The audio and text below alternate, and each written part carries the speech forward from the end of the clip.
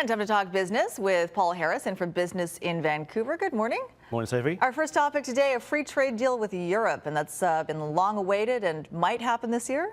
There's hopes it will happen this year. There's by no means any guarantee. They've been in talks since 2011 over a potential deal with the EU. It's terribly complex, but of course there's a huge opportunity for many industries in Canada to benefit from an EU trade deal. Right. The EU is a 500 million person market, enormous opportunity for us. And of course, you know, with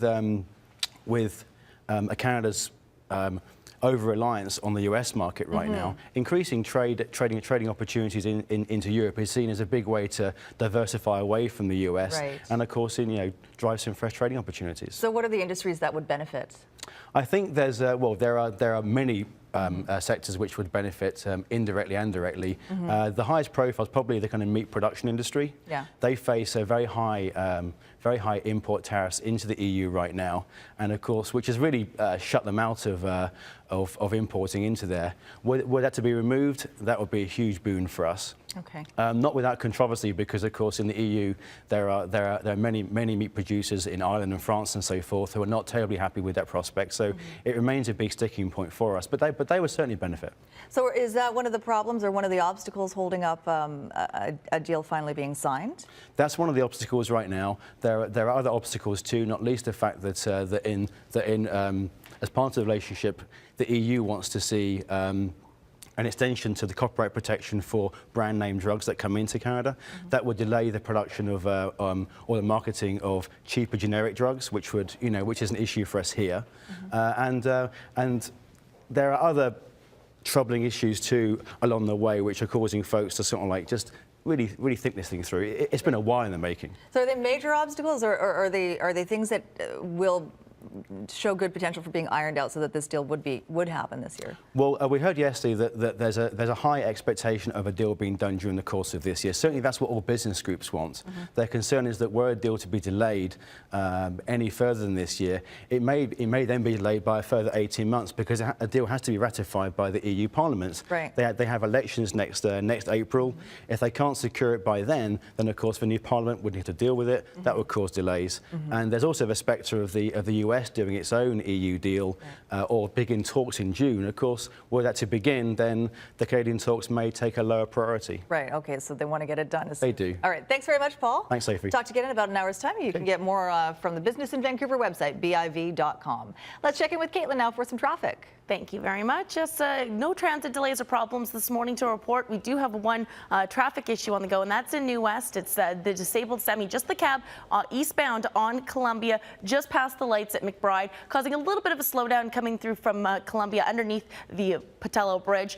You can use Front or Royal to get around this situation and get past the bit of backup, but it is also causing some delays as you come off of the Patello Bridge this morning. Now, Maryhill Bypass westbound slowing down from the lights at Shaughnessy. Also seeing a lot of congestion now on the Lougheed through the Riverview stretch towards United because of the ongoing road work there. Highway 1 through Burnaby. Westbound traffic is now building, even coming out of Coquitlam, slowing down right around Brunette, and then heavy, as you can see here, right at Kensington, all the way through Burnaby and towards Vancouver. Seeing lots of congestion, mainly at the merge points, but it's slow all the way along. Finally starts to ease off past Grandview, getting closer to First Avenue and Vancouver side of Highway 1. Eastbound traffic is in great shape, though, this morning. For the Patello Bridge, now on the bridge deck, steady and busy in both directions. Getting there, northbound King George Boulevard, now backing up between the Scott Road Merge and the lights at 128. But you can see how busy it is, even coming off of the Patello Bridge on the New West side of the bridge deck. Southbound traffic is still in great shape. And that's your Cal Tire traffic. With more, here's Amber Belzer in Global One. And I'm over by the Alex Fraser Bridge, keeping tabs on traffic, which is fairly busy and already lined up Avenue. And that's just for Highway 91, as you can see here, coming underneath the 64th Avenue overpass. Everyone does come to a halt. Seeing a bit of a line on the 64th Avenue on-ramp, almost back to 64th Avenue. Westview is the backup point for 72nd Avenue as you make your way west down the hill to the lights here. And Nordell is in great shape, only slowing down as you make your way underneath the pedestrian overpass, so about a third of the way from the lights at 84th Avenue. Lease a brand new X3 at $498 per month at 1.9% and take advantage of no-charge security deposit. The BMW store, 5th and Burrard. I'm Amber Belzer, Global One, flying above Highway 91 in North Delta.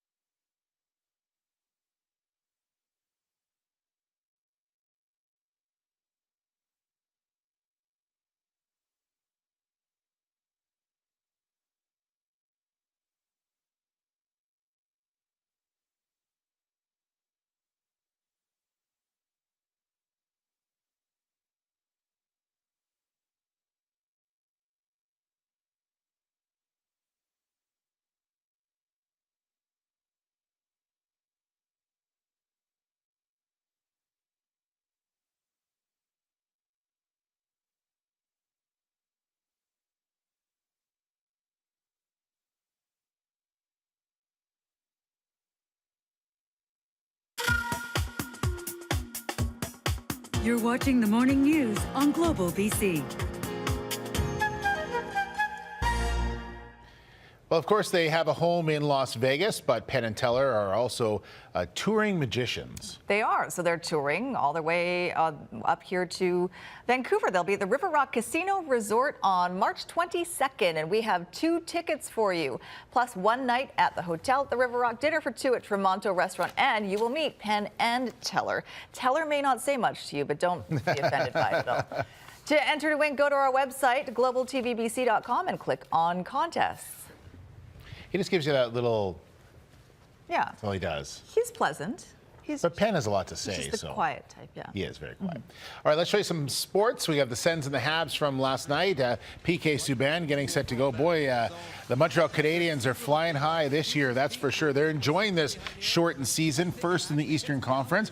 Matt Pacioretty with a shot goes through the goalie pads, but is actually deflected by Brendan Gallagher. It would have gone in anyway, but he deflects it and gets the credit for the goal. His 8th of the year, and he actually was laughing about it on the bench. Hey, I got one I didn't even know it was going in. Burnaby boy Patrick Wariok having a great rookie season with the Sens. His tying goal, it's all tied up at 3. Goes to the shootout. Lars Eller against Robin Lehner, and Eller has a chance to win it, and he does. Tries the poke check and doesn't work. 4-3 is the final, 4th straight, and they lead the East with 40 points to the Montreal Canadiens. Boy, what a night it was in London, Ontario for the World Figure Skating Championships. Coquitlam's Kevin Reynolds had a great night. How about that? The quad salchow and the triple toe loop combo, he was dead on. Then a spectacular triple axel as well. Kevin Reynolds sitting in 3rd spot right now after the short program, and everyone is chasing this guy. Basically his hometown. He's from Toronto, of course. We're talking about Patrick Chan setting a world record of a score of 98 plus points. He was absolutely flawless, starting with a quad triple combination and then a huge triple axel as well. Chan has a very comfortable lead heading into the free skate, which will take place on Friday. All right, Kitsilano and Terry Fox in action from the Langley Event Center for the BC Boys AAA High School Basketball Championships. Liam Hancock with a basket for Terry Fox from Trevor Casey. And then after that, it was a lot of Kitsilano. Jonathan Kongbo gets a basket. And then we have Noah Darapard-Uswak. He gets a basket as well.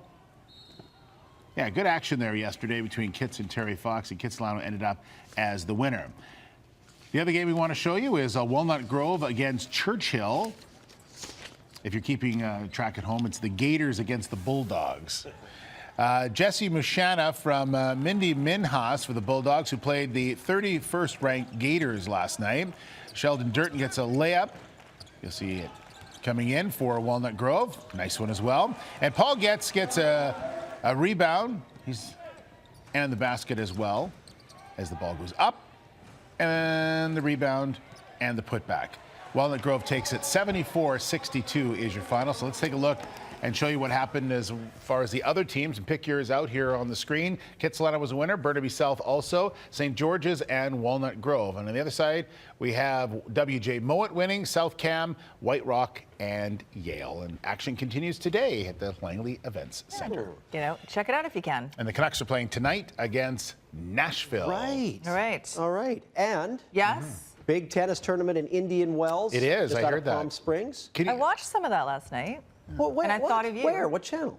Oh, don't mention another There channel. are no other channels. Tell me later. There's only 2 channels, Couldn't find it. Global and BC One. Well, That's right. maybe we'll have it on BC One later. Tell me about it later. But yeah, Good quarterfinal today. Roger plays Rafa today. It's good to see Nadal back. Yeah. I hope he doesn't beat Roger, though. I was there for it last year. Roger took Rafa in the semis. Great tennis down there. Although he was hurt. I like that you're on a first name basis with these guys. That's cool, too. You say Rafa was hurt last year? That's right. You're a bad boy. 35 in that area today for that tennis tournament. 95 Fahrenheit, Palm Springs, 30 in Vegas, and up through Alberta where it was balmy as well. 12 yesterday in Calgary. Arctic air has surged down with some snow. Temperature this afternoon -7. Out in Toronto, a high of 0. And New York, 3 degrees and a mix of sun and cloud. Let's come back home to beautiful BC with Metro Vancouver, about 9 degrees most places, including the airport. The wind is light, but showers are moving in quickly now. There is nothing on the radar for several several hours and for the last couple of hours here for our morning news so far, but all of a sudden, bang, a few showers popping up. I took it to 11 for a high. A few places could get to 12. Warm, but not record warm. 15 degrees on this date in 1979. You see how dry it was for hours, and now here we go. Showers moving back in. Rain will sweep in more extensively later this morning through the afternoon and evening, but the heavy rainfall warning has ended now.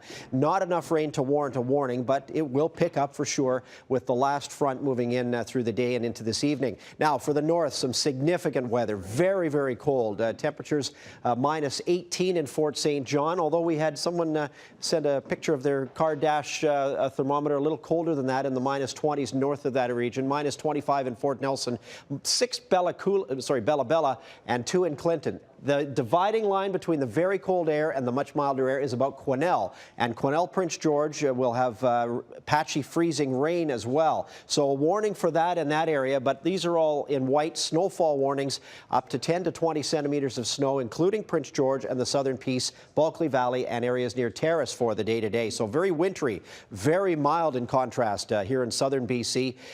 Near and east of the Rockies, though, a lot colder, but the Arctic air has not moved into southern BC. I don't think it will either.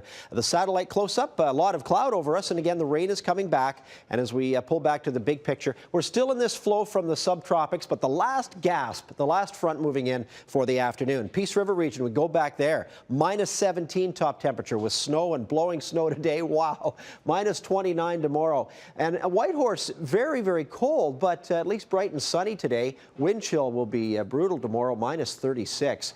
And the north coast, inland, snow near the water, rain today, a bit more snow inland for tomorrow.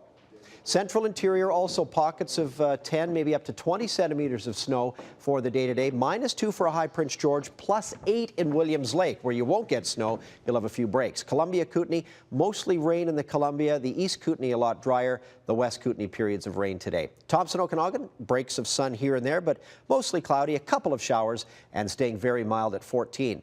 Whistler Village plus 6, where we'll have rain showers. That mild air is going to stay there for quite a while, too. South and east side of the island, the rain sweeping back in today, but most of it moving away by early tomorrow morning. We'll have the rain kick in. It already is a little bit. Rain this afternoon and evening. Tomorrow, it's just afternoon showers. Saturday, a few showers, and then just a chance of 1 or 2 Sunday. Don't be surprised if the sun makes a brief appearance during the weekend. It would be a very pleasant surprise. It would be, nice. Yeah. Thanks for that. Okay. All right, a memorial was held last night for Stompin' Tom Connors in Peterborough, Ontario.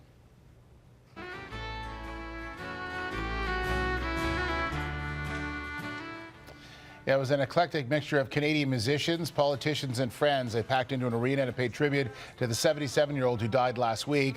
The 2-hour memorial was filled with songs, videos, and standing ovations. There were also poignant moments and remembrances. Stomping Tom actually helped organize his own memorial before he passed away, even handpicking the musicians that he wanted to play. And he made it clear he wanted his memorial to be a celebration. Tom Connors was a man of strong opinions with a unique way of expressing them. He didn't mince words. He was a people's poet, a voice for those who never found words to express themselves. He gave to us a true sense of who we were and where we come from. Whatever he wrote and sang, he'd been there and done that. That was a good service. Yeah, it was. Fitting that it was in a hockey arena, too. That's right, yeah. It's amazing. All down to the smallest of details he had worked on before he passed away, so. Okay. Well, more sad news from the music world. Clive Burr, former drummer of Iron Maiden, has passed away.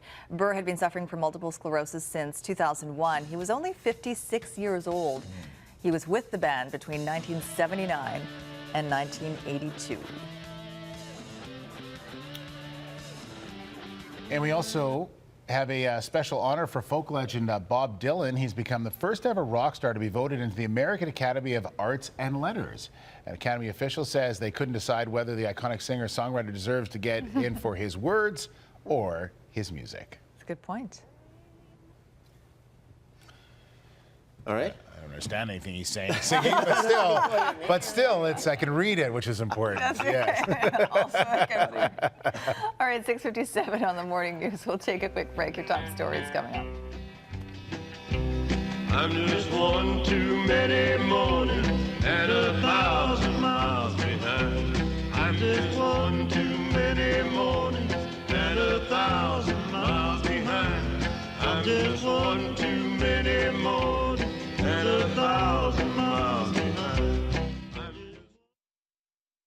This program is brought to you in part by the Sandman Hotel Group with over 40 locations across Canada. Find out why Sandman is always the smart choice.